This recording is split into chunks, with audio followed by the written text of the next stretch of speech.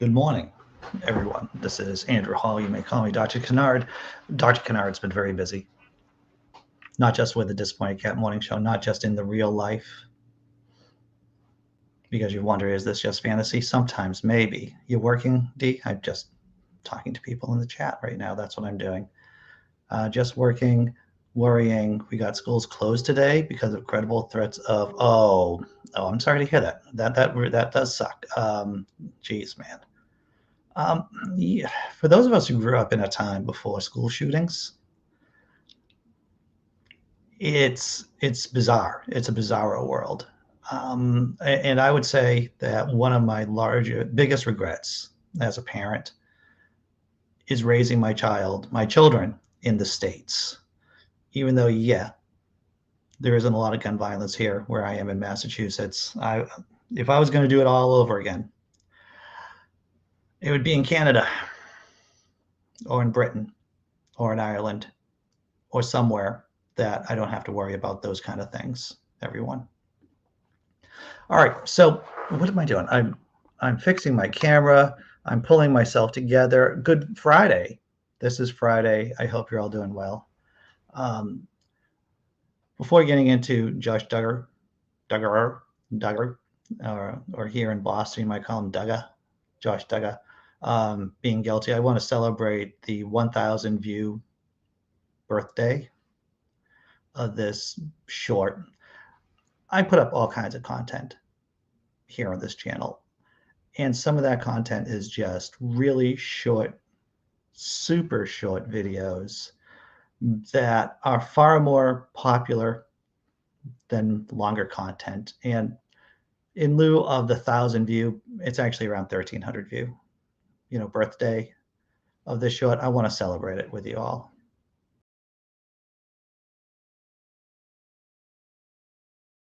Hold on. Okay.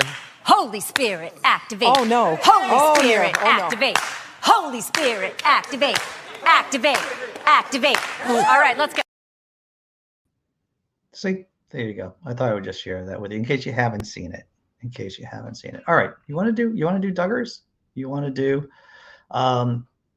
this guy right here, Josh Duggar, found guilty in child sex abuse image trial. Who would have thought a religious zealot, overly fixated on other people's genitalia, happens to be a pervert? I know that is surprising to everyone, isn't it? Microphone. That somehow, and you don't have to have an advanced degree in Freudian analysis on this one, do you? No, you don't. It's like if you are really, like, you would think that Yahweh would be kind of in on sex charges too, right? Because Yahweh, I mean, he's telling people to get, their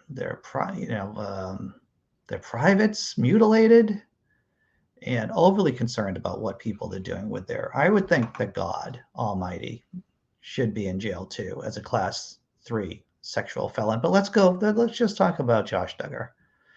Former reality TV star Josh Duggar was convicted Thursday of downloading and possessing child sex abuse images on his work computer.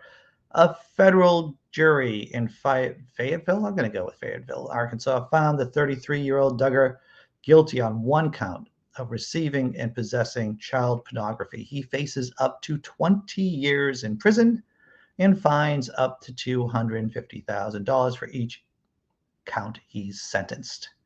We appreciate the jury's lengthy deliberations. We respect the jury's verdict, and we intend to appeal, Duggar's legal team said in a statement to NBC News. Yet, it seems like the prosecution did a good job in prosecuting this case. Of course, the evidence against Mr. Duggar is a veritable Tower of Babel.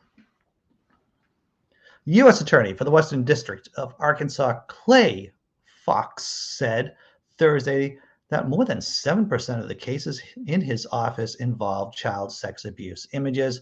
I wonder how many evangelical Christians are involved.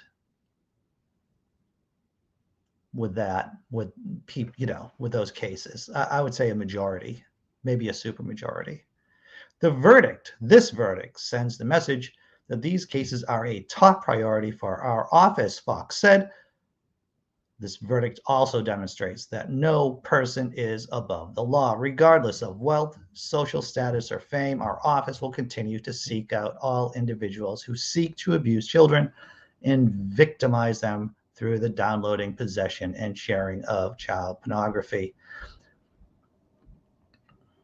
Duggar pleaded not guilty to federal charges of receiving and possessing child pornography in Arkansas in April. Federal prosecutors contended that Duggar downloaded a Linux partition on his laptop to circumvent computer software that monitors internet use. His activity was found in connection with an undercover investigation following a file sharing program, the U.S. Attorney's Office said.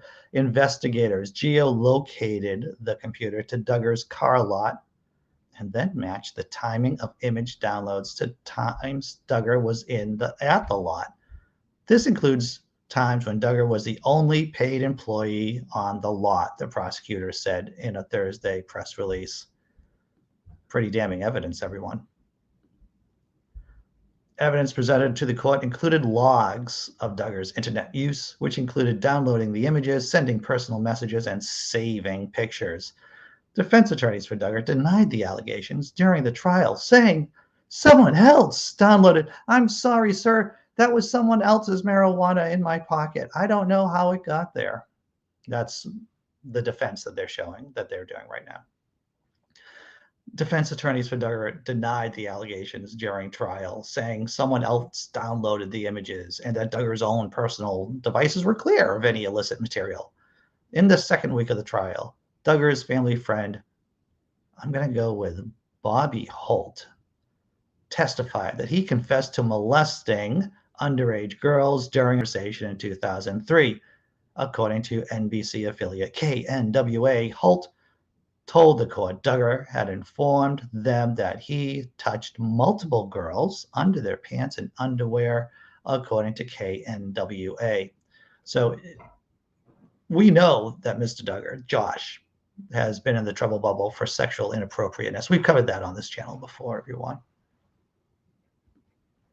Duggar was featured in a reality show, in case you didn't know, in case you have been living under a rock for the last, 20 years, 15 years.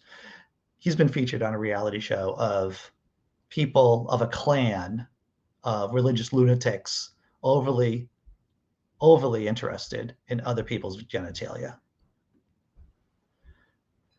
The TLC network with his family, called 19 Kids and Counting, that ran from 2008 to 2015. The show chronicled the lives of Jim Bob and Michelle Duggar and their 19 children, in which Duggar was the eldest, and often centered around the family's religious beliefs as devout Baptists.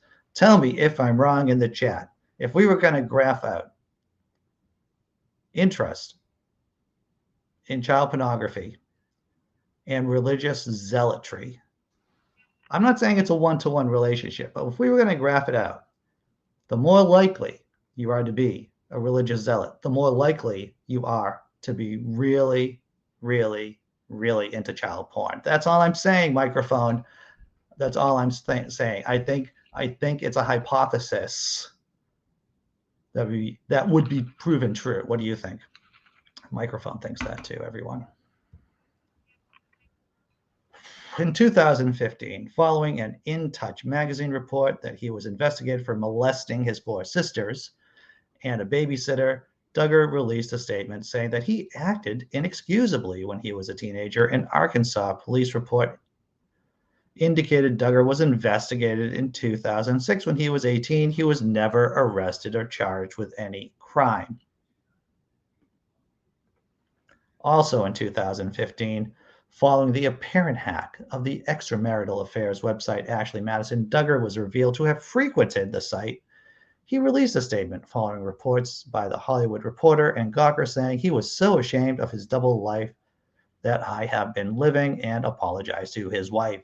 He checked himself into a rehab center not long after, according to his mother's blog at the time. I imagine the power of I know this is what you're thinking. I haven't even looked at the chat lately. But I'm sure maybe one of you have mentioned that the power of prayer apparently did not work on Josh Duggar.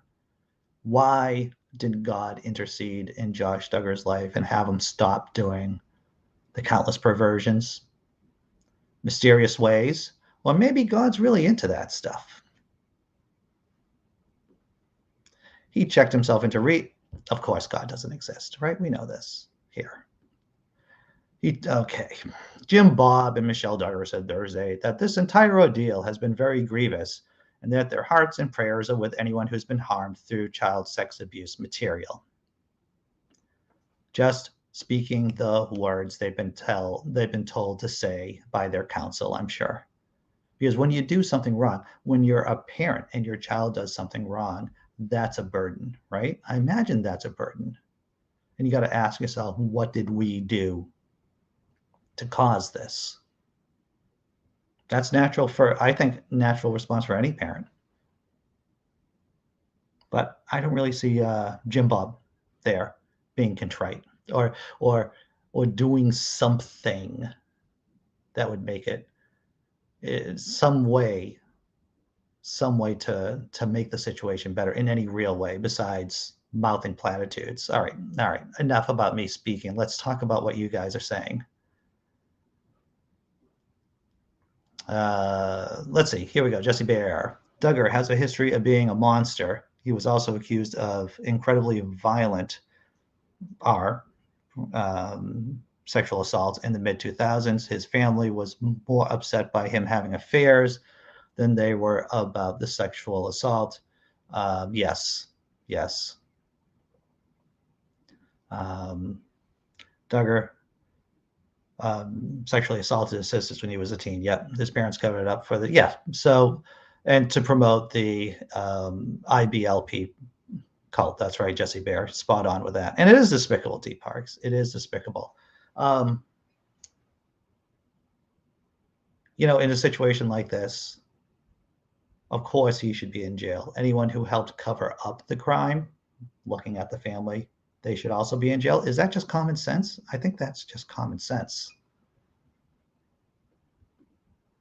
The more a cult makes their members unavailable to mandated reporters, the more you can assume bad things are happening. That's right. For those of you who don't know what a mandated reporter is, they are typically teachers, health professionals, mental health care workers.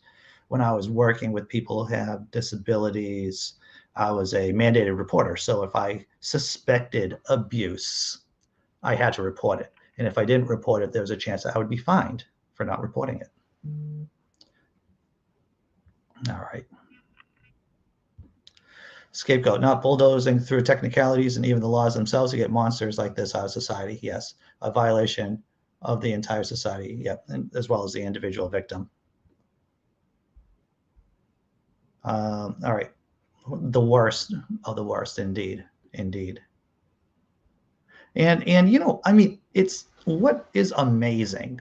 And mind you, the next story. I promise we're gonna have positive stories. I mean, Josh Duggar going to jail. That is a positive story in kind of a weird way. At least he's not going to be out in public abusing people. But the next story we're going to cover is about how 10% of the population here in the United States of America believe there should be religious exemptions for vaccines. Now, why am I bringing that up right now? I was about to point out it's insane that there was a fan base for that show to begin with, right? Because anyone who knows anything about human psychology knows that if you're part of if you have deeply held religious beliefs, if you're a zealot, and if you're really concerned about other people's genitalia and what they do with it, more than likely, there's a high chance, once again, of you being a pervert. You would think of course, that's the thing, right? Thinking people don't like the show. They don't want to watch the show. Oh man, it's already 15 minutes. I'm going on a rant. I'm being too ranty this morning, everyone. I'm being too ranty. But maybe it's the sexual assault part of the Duggars that gets me going. I'm gonna do the halftime tummy rub show, but it's probably gonna be later. I want to get into this 10%, this news story here. 1 in 10 Americans say the COVID-19 vaccine conflicts with their religious beliefs.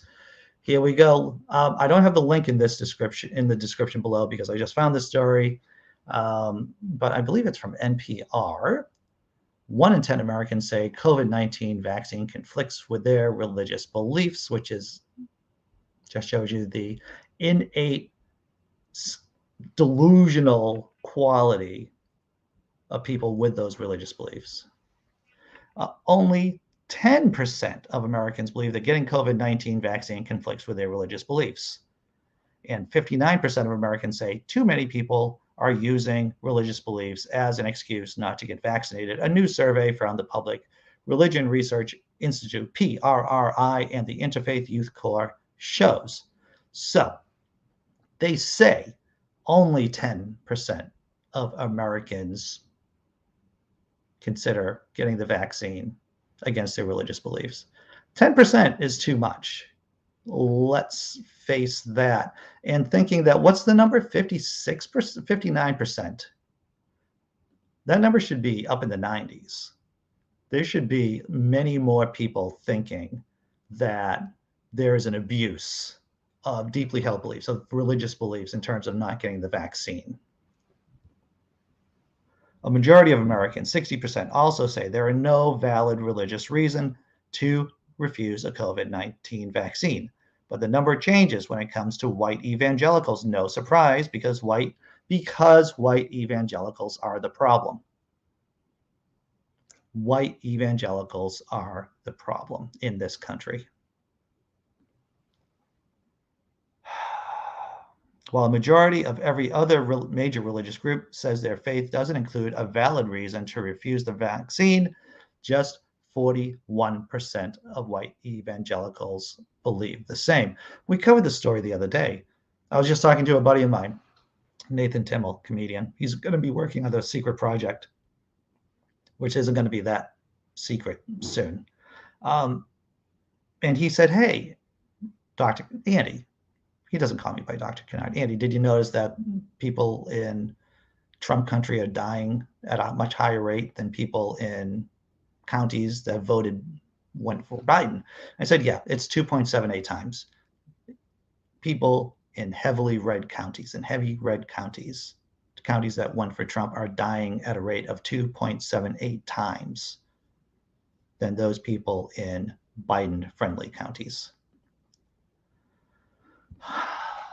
There is still a divide over religious exemptions from the vaccine. Whether religious exemptions from COVID-19 vaccine should be allowed resulted in a divided array of answers. Just 39% of Americans support a blanket religious exemption excuse, meaning that anyone who says the vaccine in their faith doesn't have to get it. There's just, once again, this is a lesson in how much work we have to do in the secular community to try to unplug people, like you're in the Matrix and you're trying to unplug people from this toxic system that they don't fully realize that they're in. If you're saying it's okay for people not to get vaccines because of a religious exemption, that means you're still kind of plugged in. That means you're still plugged into this toxic faith system that infects our country. But 51% are in favor of granting a religious exemption if the person has documentation from a faith leader saying that the vaccine goes against their religious beliefs. I think that's a variety. That's a logical fallacy, an appeal to authority. Hey, that person, they can get a religious exemption as long as they have someone who wears a funny hat, a funny religious hat, that says that they don't need to have a vaccine. Oh my God. Checking out the chat here. The soon to be not so secret project. That's right. That's right. I did tweet something about that the other day, by the way. I haven't had a, oh, here we go. Hidden thank you, Clockwork Rex. Thank you for your job as moderator. It is appreciated, sir. As I'm ranting, it's difficult for me to keep up with the chat and everything. All right. Wild Eden, good to see you. All right, so let's do the halftime tummy rub show. You want to do the halftime tummy rub show? I know I've been ranting this morning. It's been a very ranty morning for me.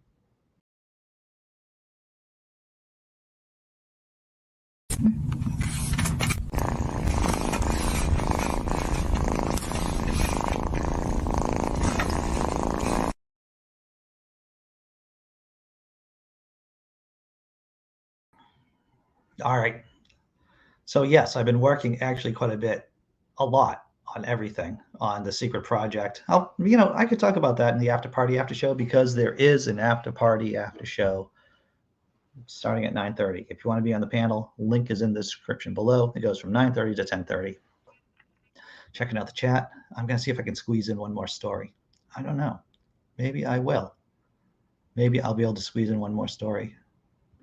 Scapegoat points out, there is not a word in the New Testament that forbids people to take medicine. Not one word. Nothing I think a scholar would confirm. Good point.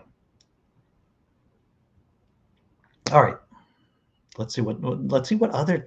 Oh, this is actually a positive story, and I do want to talk about this because we've been covering this. Unions may not be the only way out of the mess that we're in, but they are an important piece of the puzzle. Everyone, here we go. Starbucks, you might have heard about this. This is, and to tell you the truth, it's great that Josh Duggar is going to jail. That's really important. It's disappointing that so many Americans think that religious fanatics should get a religious exemption. But what moves the needle long term right now? Unions. And this is probably the most important story in terms of a long-term institutional change here in the States. It has to do with fucking Starbucks. Starbucks workers formed their first union in the United States in a big win for labor. We covered the story about Buffalo, the Starbucks up in Buffalo. Congratulations, you glorious freaking bastards, on forming a union, the first union for Starbucks here in the States. Starbucks workers have voted to form their first union. Workers from one store in Buffalo, New York, voted to unionize in a watershed moment for Starbucks, which operates 8,953 stores in the U.S. 3 Buffalo area stores held separate union elections. Baristas and shift supervisors from one store voted 19-8, while workers in a second store rejected unionization 12-8. The third store failed to reach a verdict and faces a legal battle. There, 15 votes were cast for unionization and 19 against, while 7 votes were challenged. Most of the challenges came from the union, which argued that some workers who voted weren't regular employees at the location. We've seen this with Amazon, as well as with Starbucks, that the company uses dirty tricks to get workers to vote against their best interest and go pro-union. Let's just look at some of the dirty tricks that Starbucks did. Let's see. Let's see. There's a part here somewhere about the dirty tricks. Here we go. Let's see. Buffalo workers later accused Starbucks of breaking the law by interfering with their labor organizing. They filed a federal labor charge saying the chain was engaging in a campaign of threats, intimidation, and surveillance and other illegal activity in response to their efforts to unionize. I am not surprised. It'll be interesting to see how that lawsuit, how that charge, how that claim works through the Department of Labor. All right. We covered a lot. And I wish I could have had more time to cover the unionization thing, because once again, that is the most important story. I feel it's not the sexiest story. It's not the one that's going to bring eyeballs to this channel, but unions are the way forward. Check it out, the chat. Well, yes, Sean, I agree. Now maybe Walmart and McDonald's workers could get some representation. Indeed. My internet is sucking the big bone this morning. Maybe it's good for the bone, not good for the internet or for you, Sean Hudson. Okay, you want to do some more cats? Let's do some more cats, and then I'll drop down the video thanking YouTube members and supporters, because there's no channel. There's no ads here. There's no ads. There's no ads. This is the way it should be, supported by you, the viewers, right? This is the way how it should be. And then after that, I'll see you at 9:30, everyone. Does that sound good? I think that sounds good.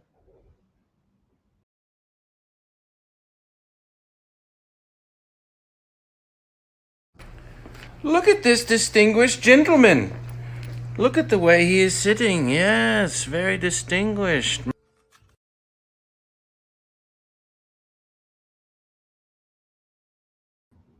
I don't know what tartan that cat was wearing, what his clan tartan is, because different clans have different tartans. I'm just talking. I'm just rambling more. Thank you, video. I'm out. I'll see you at 9:30.